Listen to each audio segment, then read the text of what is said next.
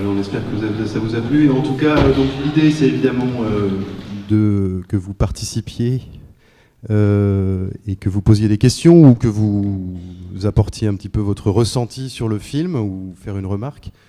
Donc je ne sais pas, je peux évidemment toujours poser la première question ou commencer, mais je ne sais pas si dans la salle, est-ce qu'il y a déjà des gens qui souhaiteraient intervenir, poser une question à Lydie ou faire une remarque sur le film. Oui, je vois quelques bras se lever. Bonjour. Ça a duré combien de temps le tournage environ ? Alors on a tourné 2 fois, une fois 4 semaines, une fois 5 semaines. Donc on va dire 2 mois et demi en tout, avec les repérages. Et voilà, 2 mois et demi sur 2 années.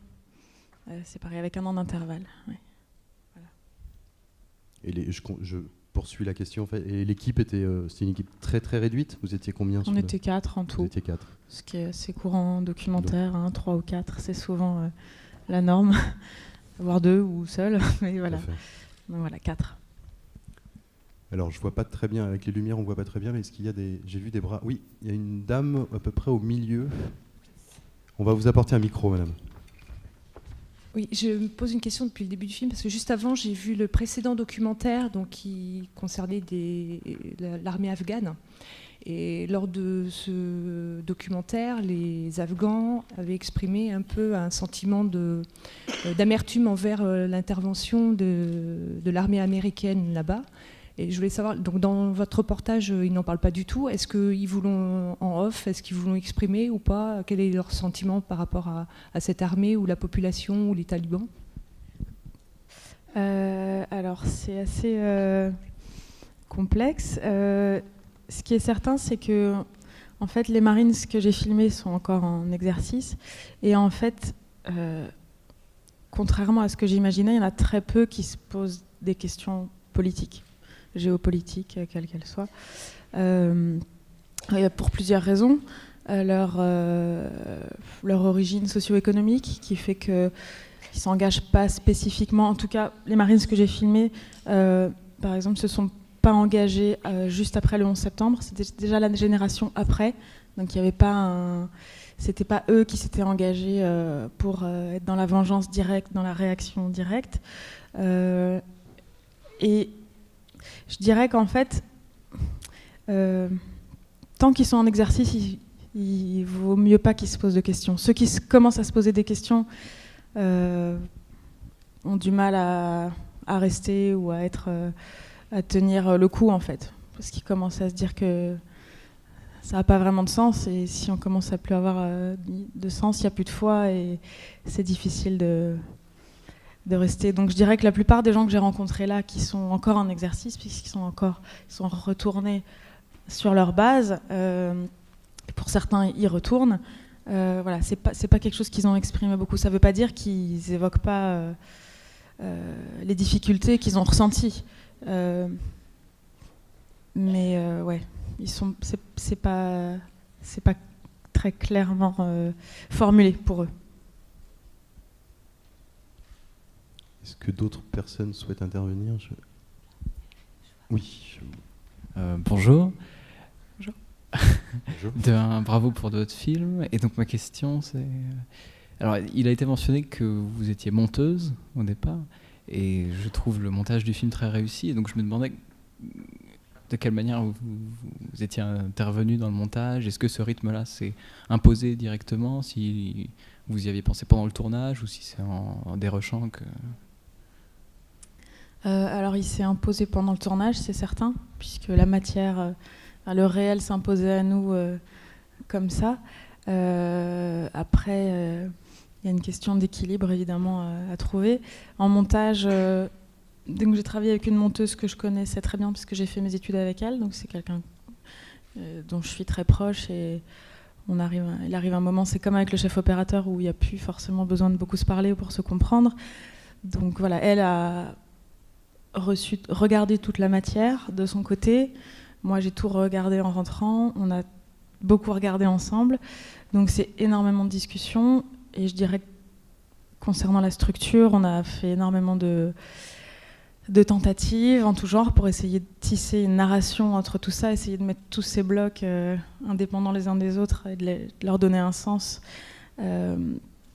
J'avais vraiment envie de parler du cycle, de ce cycle sans fin, des départs, des retours, des gars qui quittent, des jeunes qui arrivent, et cette chose qui n'en finit jamais, puisqu'il y a toujours une guerre à combattre aux États-Unis, donc c'est quelque chose qui ne s'arrête jamais. Et puis il y a cette répétition des choses qu'ils font en ville tout le temps. Le coiffeur, ils doivent y aller toutes les semaines, puisqu'ils ont un contrôle tous les lundis matins de la coupe de cheveux, donc il faut y aller tous les dimanches. Voilà, il y a quelque chose qui est sans cesse comme ça. Et au niveau du montage, en fait, c'était très touffu au départ. En fait, il y avait beaucoup de répétitions, et notre travail a vraiment été d'élaguer, de dénuder la structure vraiment pour arriver à l'essentiel des événements. Mais on a vraiment travaillé ensemble, en collaboration constante, elle et moi. Et on a mis beaucoup de temps. Est-ce qu'il y a d'autres personnes qui souhaitent intervenir, poser une question, ou même un ressenti, ce que vous avez pensé du film, hein, pas forcément une question. On a une personne là-bas, tout au fond. Oui, je vois. Bonsoir. Voilà, pendant que l'on regardait votre film, moi j'ai été pris d'un drôle de sentiment. En fait, je ne comprenais pas si je regardais un documentaire ou une fiction. Et combien de temps en fait ont pris vos préparations pour le film, parce que en fait vous êtes vraiment immergé dans l'intimité des soldats et de leur famille. Du coup, voilà, je voulais savoir comment c'était passé. Comment vous êtes fait Comment vous êtes bonne remarque. Oui, fiction de finit par être acceptée par les familles des soldats, et comment tout ça s'est passé? Alors au niveau du temps que ça a pris, je dirais que ça n'a pas pris tant de temps que ça, puisque le temps qu'on a passé sur place à tourner comprenait le temps qu'on a pris à s'immerger, on va dire, dans la ville et à rencontrer les gens. Donc on revient à la période de 2 mois et demi. Concernant la fiction ou le documentaire, en fait c'est assez intéressant, parce que j'étais la première surprise en fait à voir avec quelle facilité ils se laissaient filmer. Pour nombre d'entre eux, ils avaient même pas envie de savoir ce qu'on faisait. Ils arrivaient dans un commerce, on leur expliquait rapidement qu'on était là pour tourner un documentaire, et ça n'avait rien à faire, je dirais. Et souvent, les relations se nouaient par après. En fait, c'était souvent on filmait et puis après on les rencontrait, ce qui a mené après des rencontres où on pouvait aller carrément chez les gens. Mais le lien avec la fiction, du coup, dans ce rapport si facile, on va dire, avec la caméra, c'est assez troublant. J'ai l'impression que les Américains, en tout cas ceux que j'ai rencontrés, et ceux-ci en particulier, ont une capacité à être dans l'autofiction permanente, et qu'ils vivent eux-mêmes dans un décor que moi je vois comme mythique aussi, c'est-à-dire que je retransmets une image dont moi-même j'ai été nourrie avec combien de films, photographies, etc. Et voilà, et les choses se sont imposées d'elles-mêmes comme ça. J'étais la première surprise, vraiment. J'aurais voulu écrire les choses, ça n'aurait pas été aussi juste, quoi. Et voilà, mais il n'y a pas de... Aussi troublant que ça puisse paraître, il n'y a aucune intervention sur le réel, vraiment aucune. Si ce n'est la place de la caméra, évidemment. D'accord. Merci. Merci. Alors, je suis sûr qu'il y a plein d'autres questions ou de remarques sur le... Non? Si. Saïd. How did you decide on this very formal approach with the camera that almost never moves? It's always on a tripod, almost always static, and in fact, almost no interaction between you and the people, as though it's sort of a security camera. Je peux traduire la question peut-être pour le public. Il dit comment avez-vous décidé de cette approche cinématographique, de cette caméra statique qui ne bouge pas, si j'ai bien compris, de cette caméra statique qui ne bouge pas beaucoup, et de cette quasiment aucune interaction avec vos sujets. La réalité s'est imposée à moi. Enfin, ils sont dans une phase complètement statique de leur vie. Ils sont prisonniers de cette ville. Ils sont justement plus ou pas dans l'action. Et on est dans un moment complètement suspendu. Donc ça s'est vraiment imposé à moi de filmer comme ça. Il y a aussi quelque chose qui est lié au fait que... à la distance liée au personnage et au fait qu'on ne s'attache pas à quelqu'un en particulier. Il y a cette idée qu'ils ne font que passer dans cette ville. Et j'avais envie que ce soit la ville qui soit le nœud des rencontres. Et cette ville, elle est plantée là, elle ne bouge pas, quoi. Il y a vraiment il y a rien qui bouge, c'est l'ennui. Pour eux, c'est l'ennui permanent. Voilà, donc j'ai pas eu beaucoup à réfléchir, ça s'est vraiment imposé comme ça, les images se sont imposées d'elles-mêmes. Et dans la question du coup de la distance, voilà, il y a cette idée que ce sont des personnages qui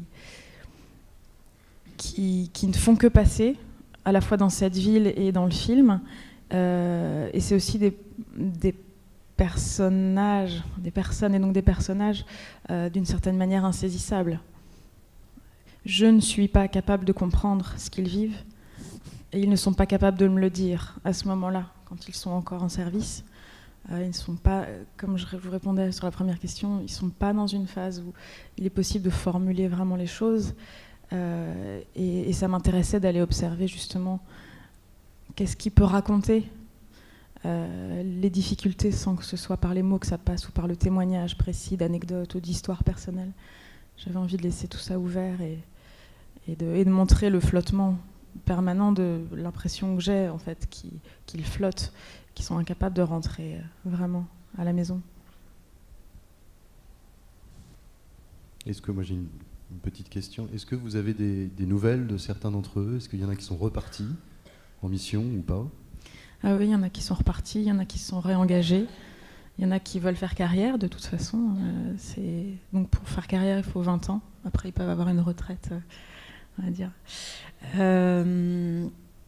Et il y en a énormément qui ont arrêté, qui sont allés au bout de leur premier contrat. Donc.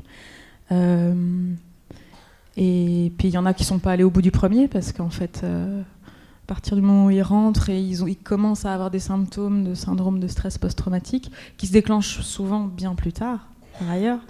Mais pour ceux qui ont vraiment du mal à se reconnecter, on va dire, à rester connectés à ce qui à leur mission, on les met de côté en fait. Donc ils rentrent en procédure médicale et ils peuvent plus s'entraîner avec leur compagnie et donc ils sont relégués à des postes qui les intéressent moins et ils pointent et puis après ils vont voir des psychiatres qui essayent de diagnostiquer un petit peu les choses pour calculer une rente, pour qu'on les évacue. Mais bon, le système administratif après est très très compliqué et dès qu'ils rentrent en procédure médicale, c'est encore plus compliqué pour eux de quitter cette ville parce qu'il faut attendre que toutes les étapes